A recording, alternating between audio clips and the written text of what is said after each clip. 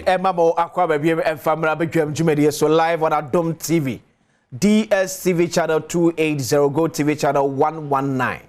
Multi TV Diggy Boss no see live and so and Facebook Adom TV Extra, a new page, but yeah like it.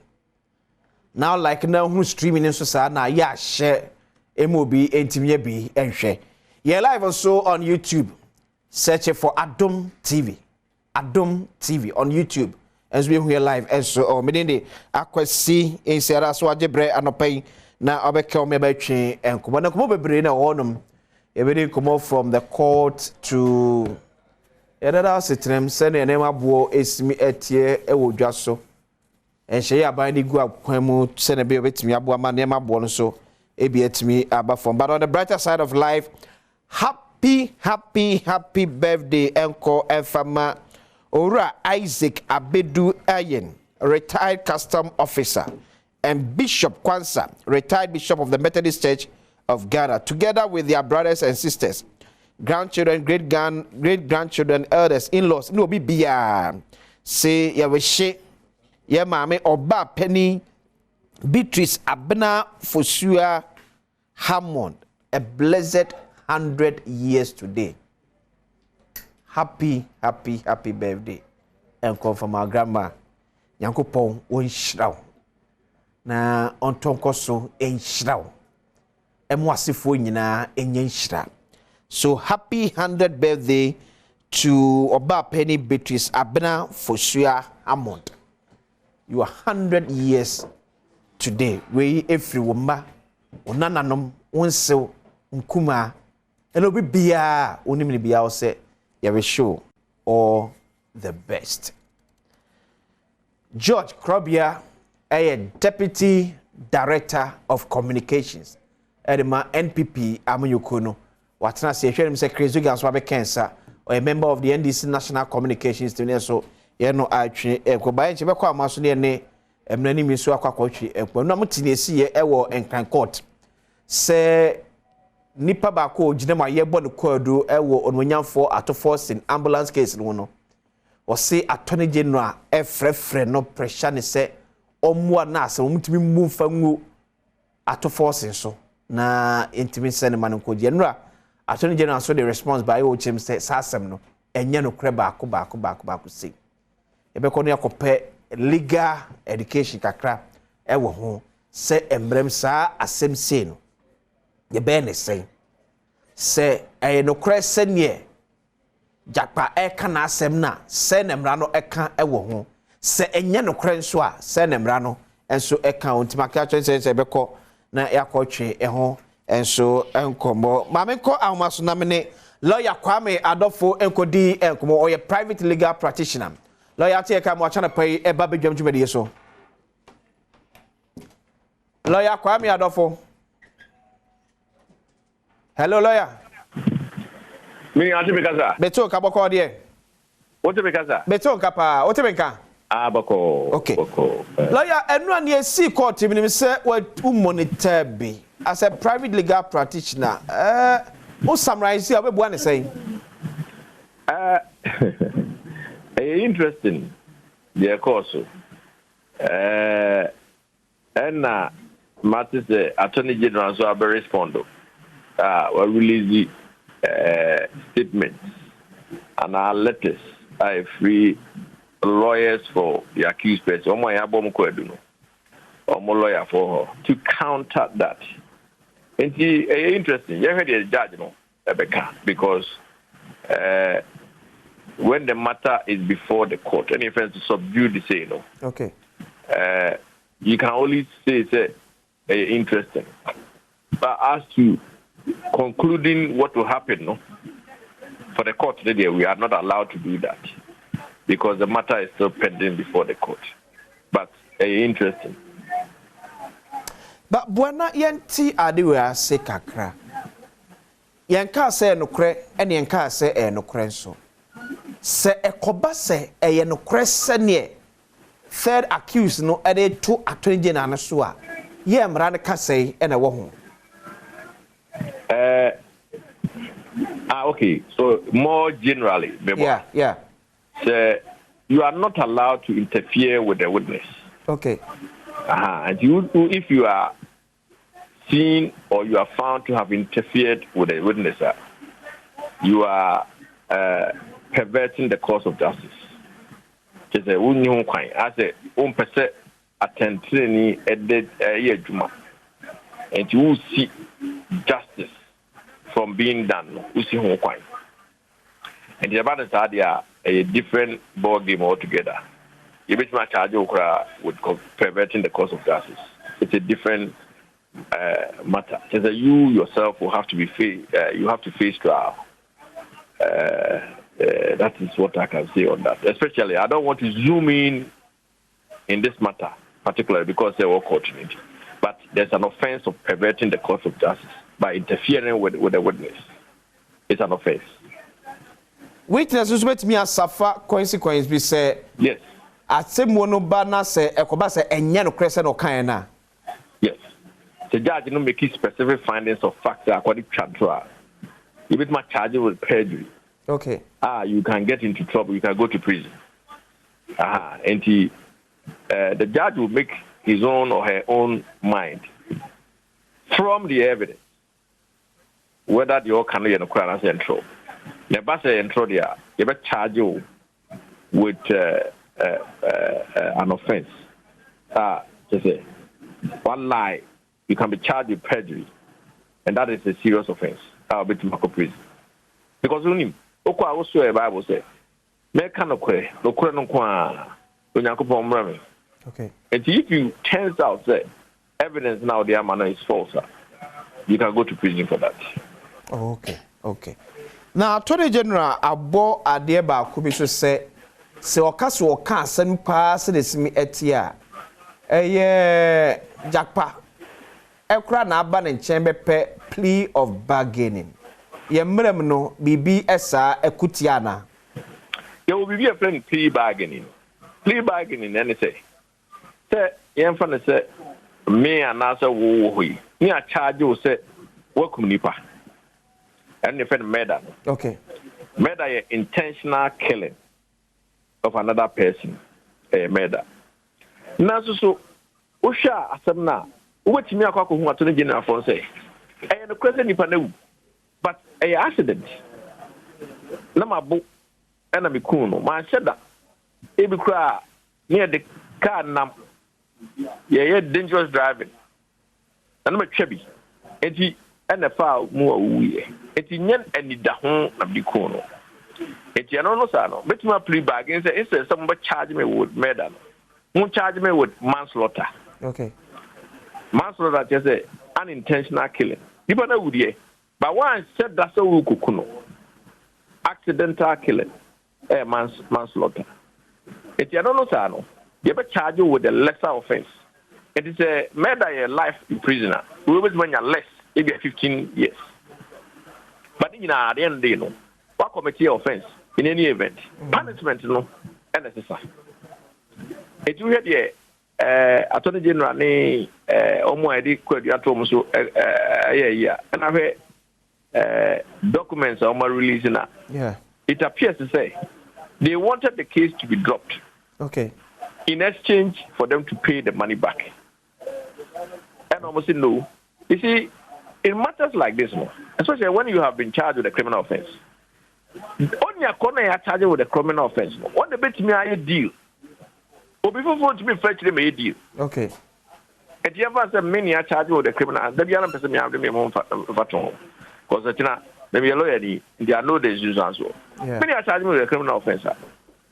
Who would me fetch them at all? Munis can on Namunya Kwame Adofo. Okay. It's a Kwame Adofo no.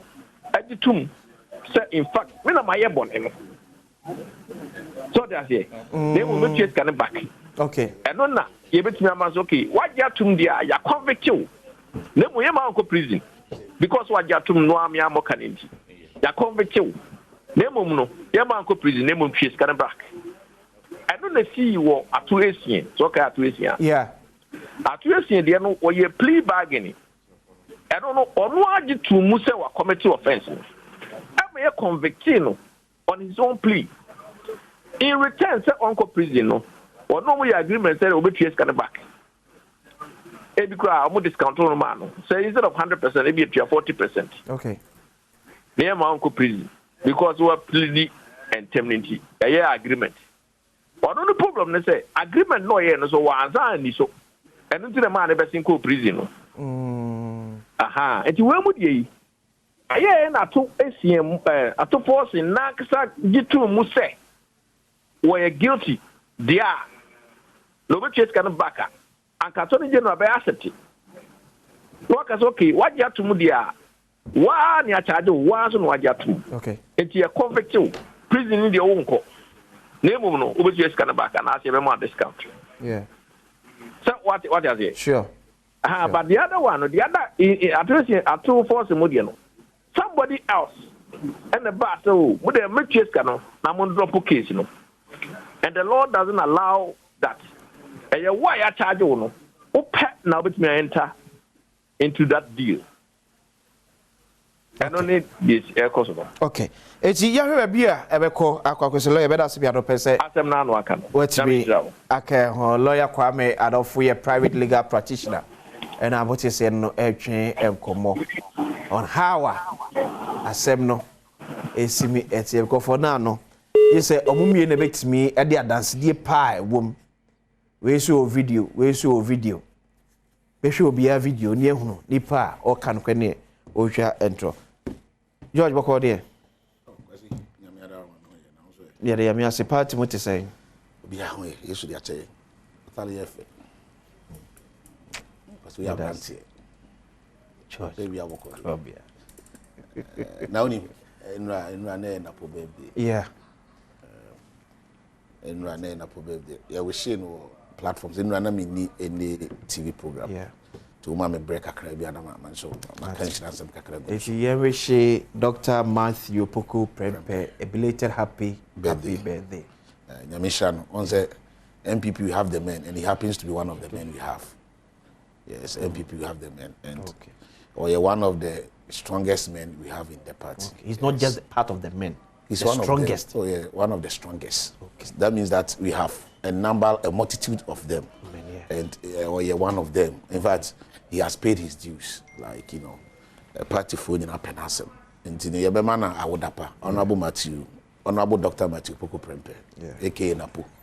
Yama I would appa Nyamisha na on to Unquandam na Kosua Dijuma, a song of my Concrogana and MPP Amajokuno.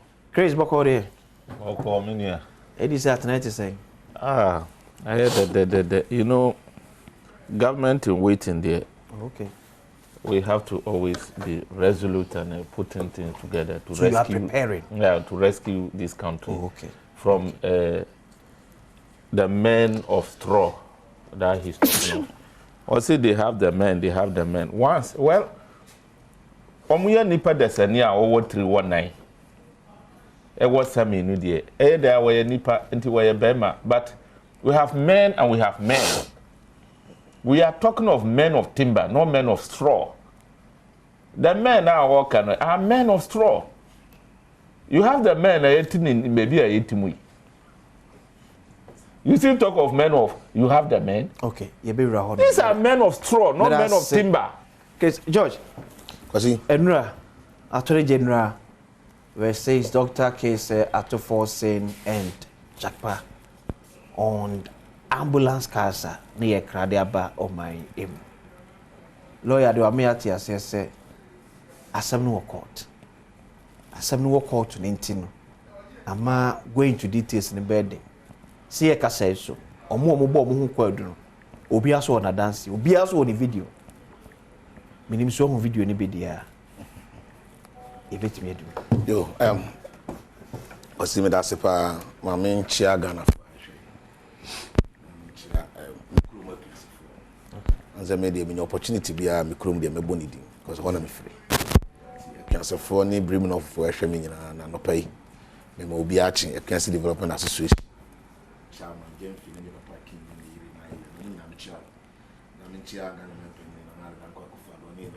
the next president of the Republic of Dr. Alhaji and this if we okay, George Fatchem na me mo mehwe o mic. But you share side video with a Fatchem pa George.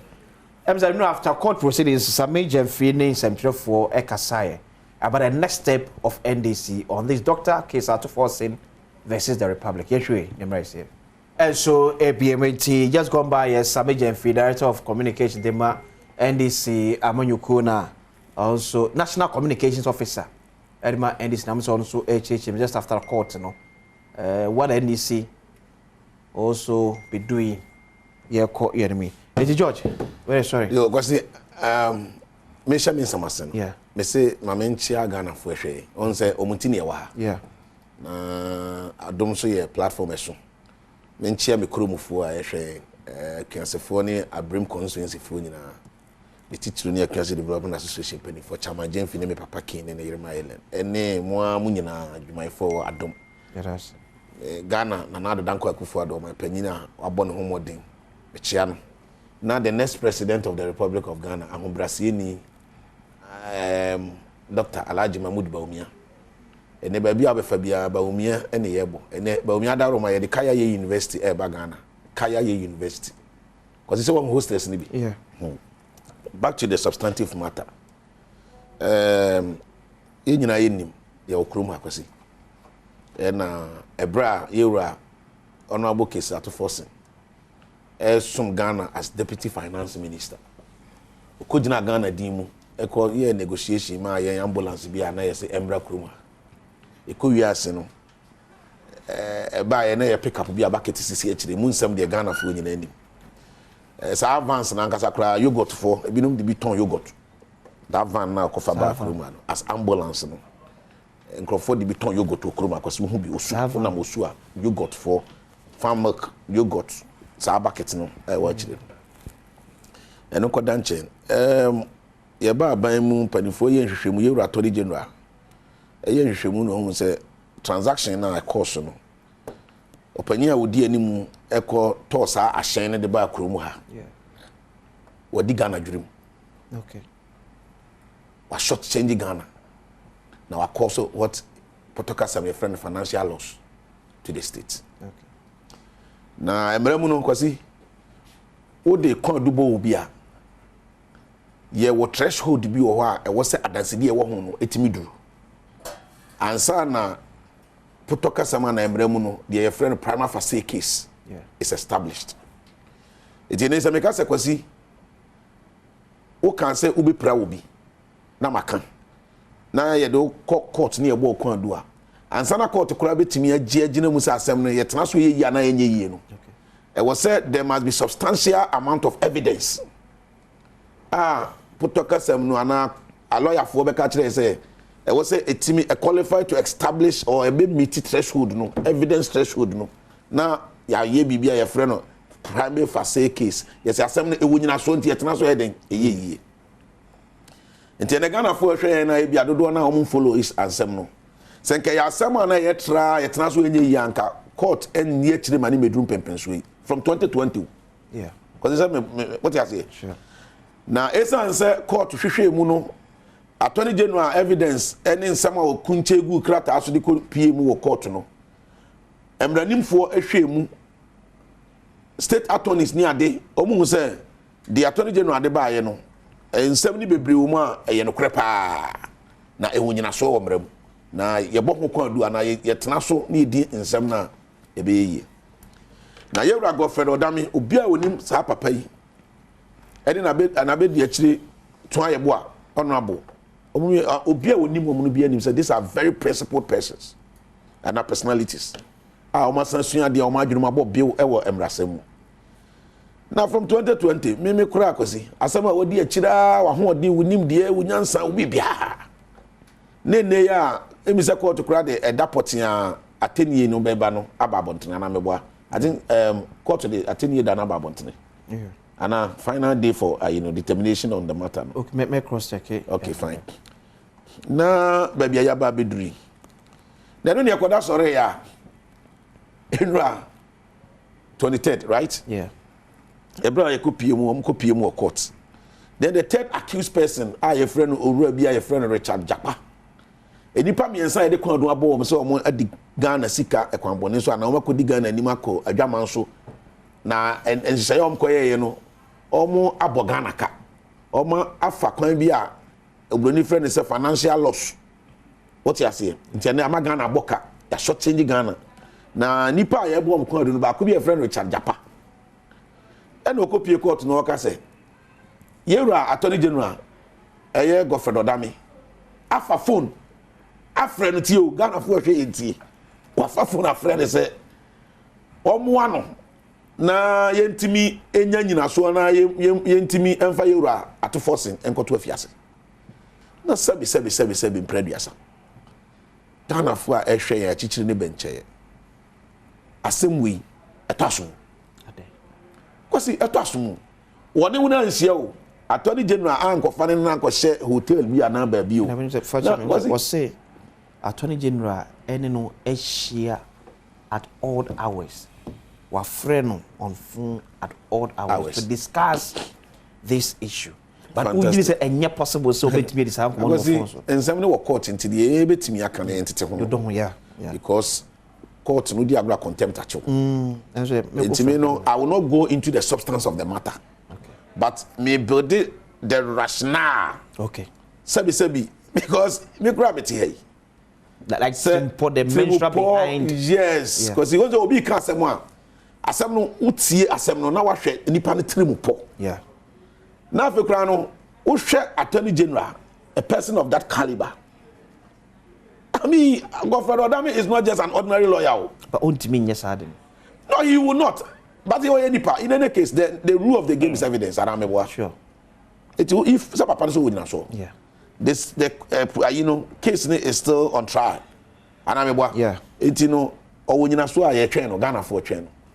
But the meme person maker and Attorney General has issued an official statement. Oma issue krata echere and Attorney General can't try and say because the emremu ye frame be plea negotiation or plea bargaining.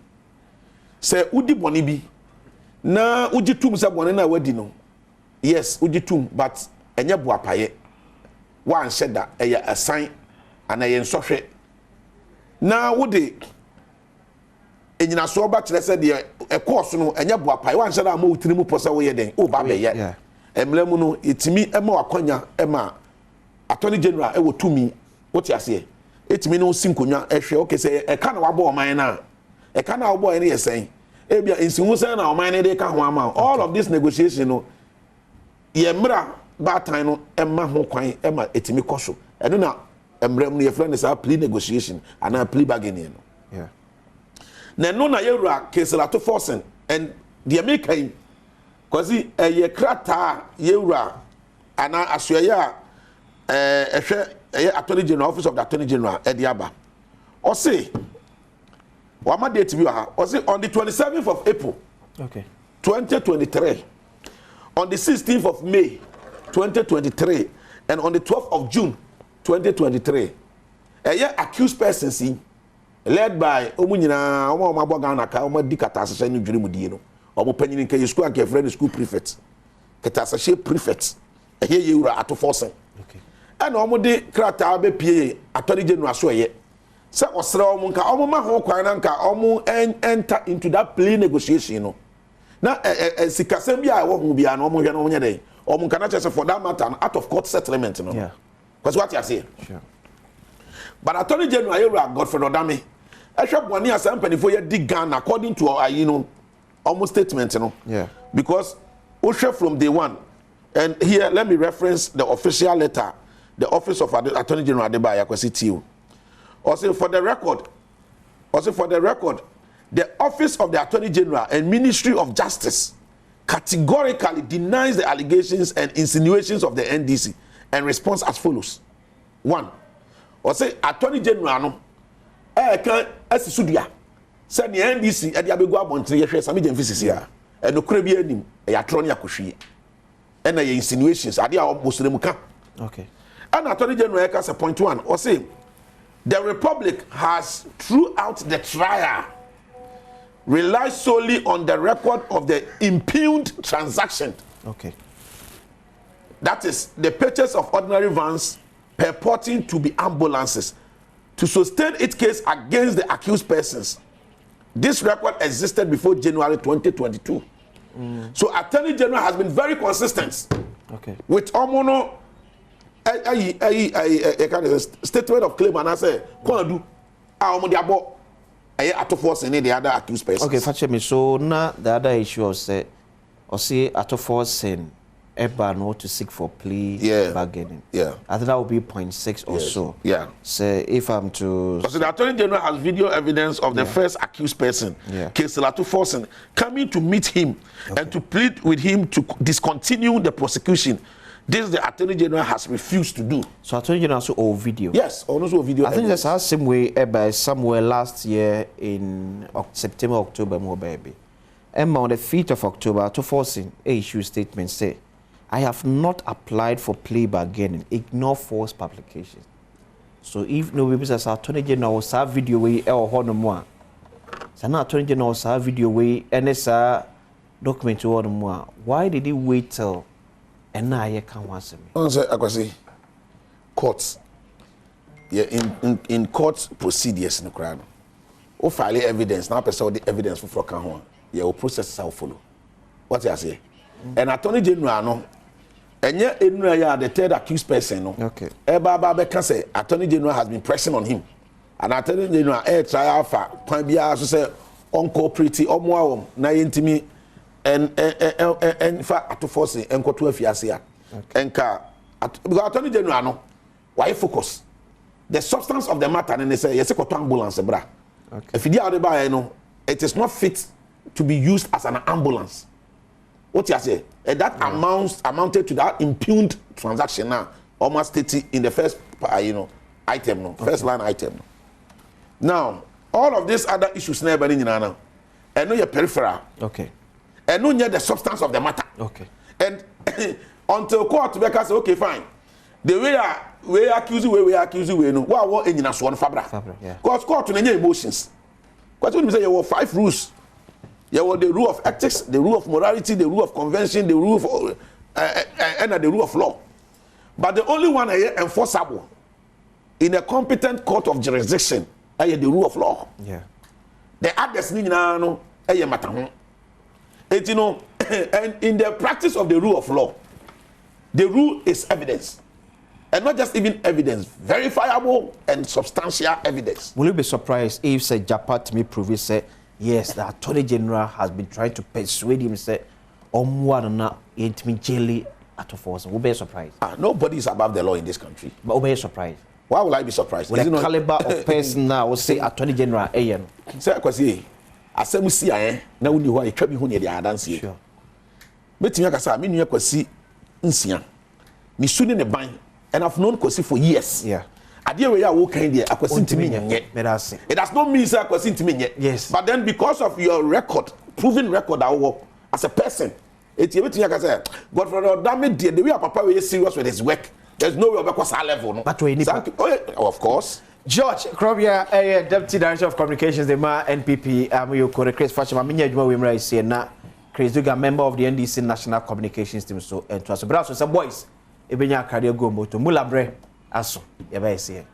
When you be a member, we are 12 and you make 6, another drop welcome. Because later, Namula will be in water and you know what the beard. The new force here time was said. Omonkwani and that's so the Magana and Kankon Ghana and put say MPP and this for failure. Omo betimi agi free sa nkwa swim the new force. Yeah, Nana Kwame Bediako etai echiri. It was this voter registration as I say ekoso e wo mama start on the 7th na every on the 27th of May. Wo apeso ko register unya challenge bi an frɛ na omomo na yenye sa challenge ni frɛ na so timi kokko register. No timi ato aba boom. The new force for 0531 100-081 0531 100-081 and now visiting at the new force GH on social media. Details be up on sir ebetmi aka so honum. A very good morning and confirm Koku Oware. Ya wo Asante Mampon and also Mr. Emmanuel Oware, Oware Papa, a shower Arapen. Chris, to for saying Jackpa Godfred Yabua Dame. Nadika Maminchia eti for no Ghana for amu nya bra mo hwe ya no pe so bia ene wa pam for nyina NDC for ene Ghana for dodo a ene omo wa dodo mo amu ne ya adwen se aban we ya aban boni oya aban a won dwen nipa ho aban a won ni dache bia papa bia ma nipa mechi omo nyina na mechi the Jagaba of Ghana, former president of the republic, the president in waiting, John Dramani Mahama. Okay. And my boss, Honorable Felix Fosukwachi. Name a very good friend here, my brother from a different mother, from a very bad political party. In your Krobia Asante. Bibi Yawa. Otewe ka. Nyamia boy. Because what is so young as MPP unko heaven. Nyamia boy. Onimte. Safra busu pe do akusko ama wasua ade. Wajumudo. Yam say amanyuko am wanted to born in tea. From but that is your choice. There is nothing I can do about that. Minya, in the first place, I am not a lawyer. Okay. But when it comes to legal issues, I have common sense to understand law. Okay. In the first place, you per se Ghana for anti-CSA. NDC, Amanuko, hasn't accused Godfrey Odami, our Akufo-Addo legal advisor, AG, Attorney General. Or your government. The leader of government is Akufo-Addo. Why Akufo-Addo are buying legal advisor? So, Panessa. NDC, we have not accused him. Oh, so what do you mean, Kasa? Any onwa Godfrey Odami no the press release, the Kasa, the behavior now we put it out. It shows you this is a desperate man. He's behaving like a man drowning, who will end up clutching in a straw. In so far, a dear we be a no quackosum. Think it's a bad you. Sasubena or would demonstrate. Richard Japa and your NDC knew. One kasa my NDC. Were a businessman. I was standing before the trial of this case. Mibwana. Yeah. Anti Usuba Mbwani. Why Usuba Mbwani? Attorney General. Oh, how?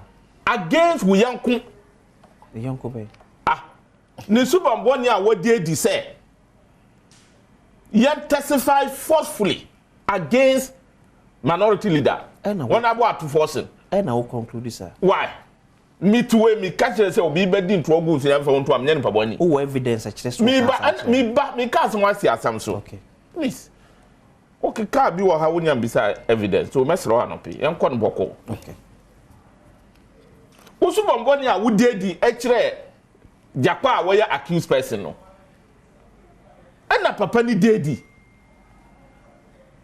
If you have anything to do, if you have any explanation, if you have anything to tell people about your innocence, your so-called, your perceived innocence there, you should be addressing him or any other listeners of yours, like OBTE.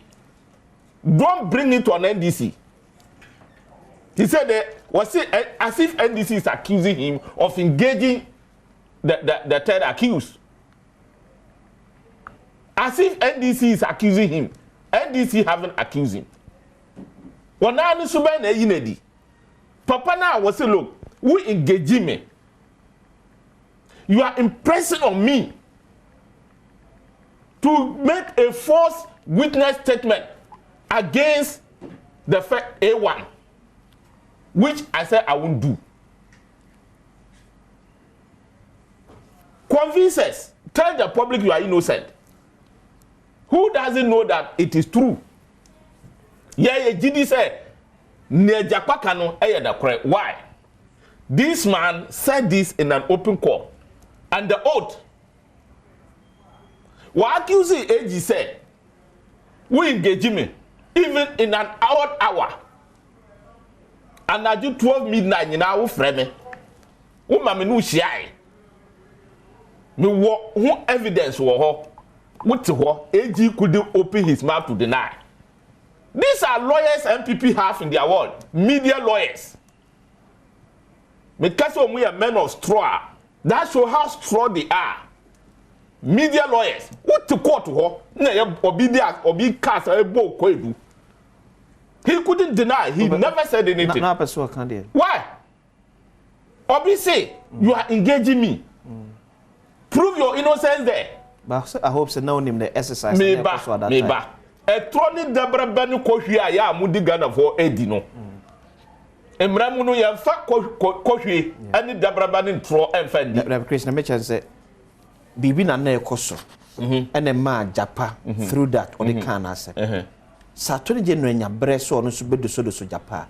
Maybe who knows? And I say, so at that time, not interrogated Japan. How were you expecting that 20 January? No, quarter. Nipa me no nkasa at the same time. Yeah. Umrebeba, so me mrebeba. And yes, sir. Yeah.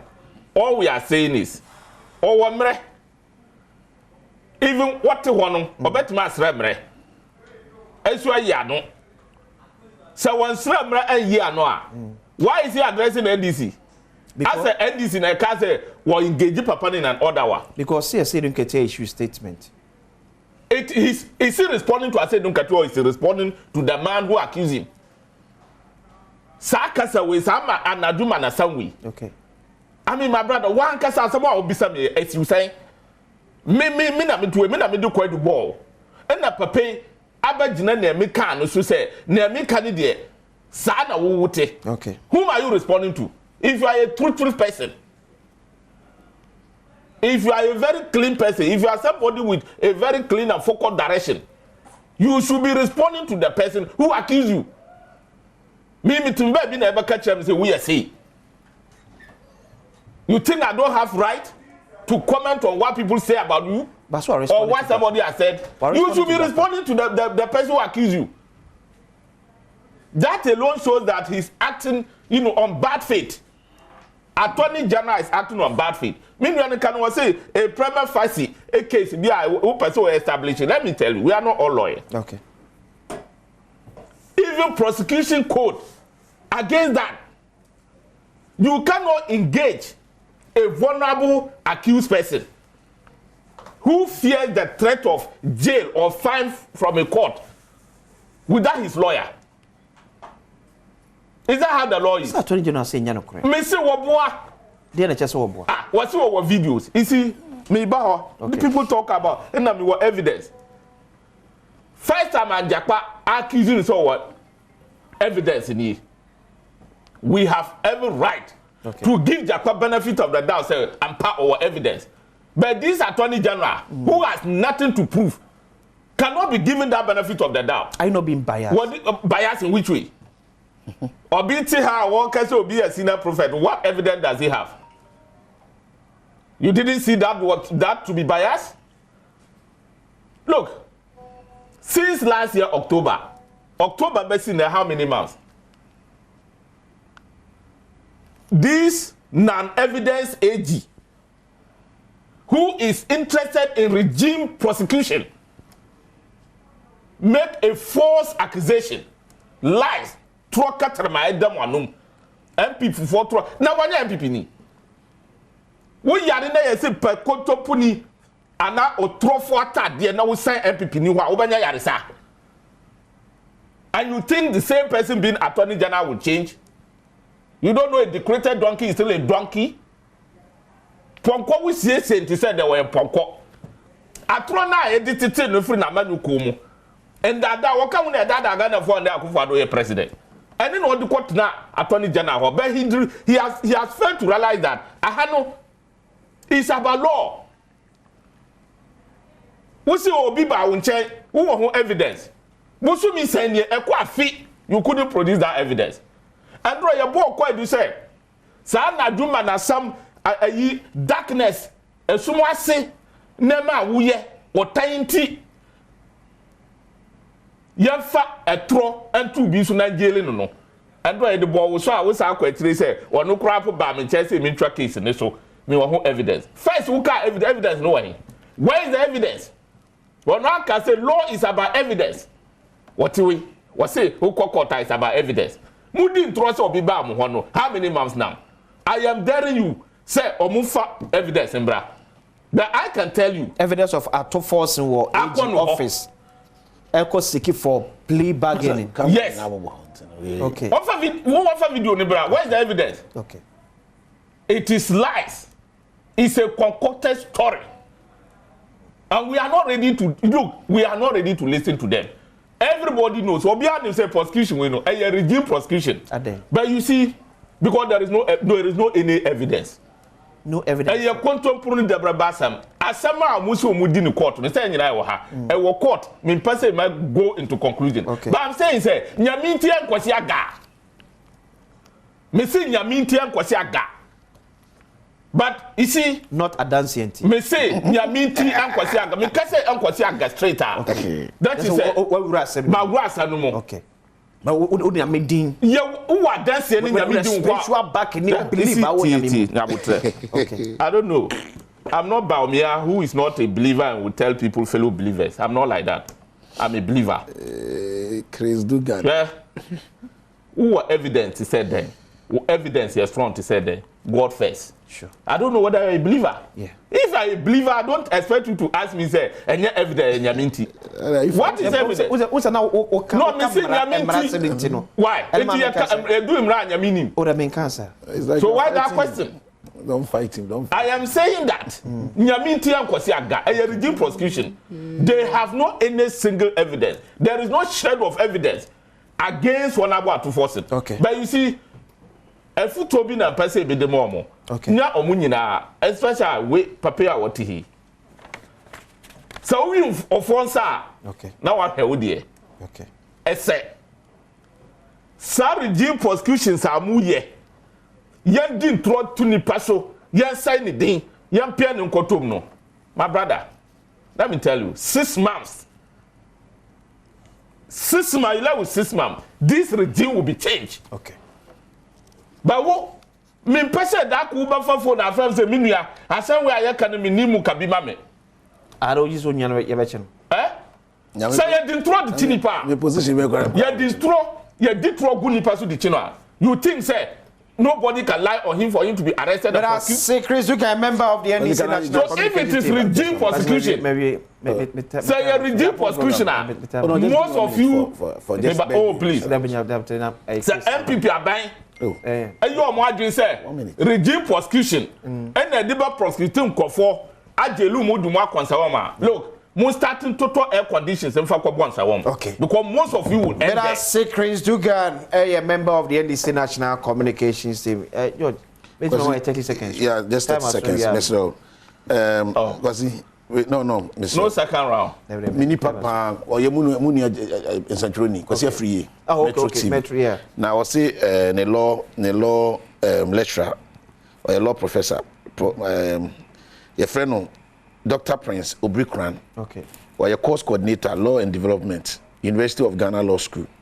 Yenya kwesi free. Our director of communications or YE. Or Sementia, Dr. Prince Obrikran Emmanuel. Na Chris, dear, on any summit in Fukruma, or my threatening will be. But I say, never said yes. Thank you for joining us.